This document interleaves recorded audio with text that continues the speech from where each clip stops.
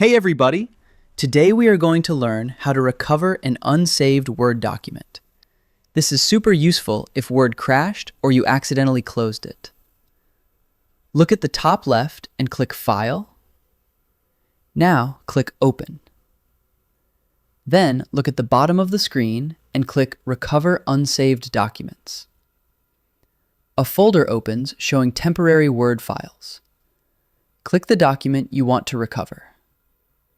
Then click Open. At the top, you'll see a warning that the file is unsaved. Click Save As right away. Choose where you want to save it and give it a proper name. Click Save. Your document is now safely recovered. If you don't see your file there, go back to File, then Info. Click Manage Document.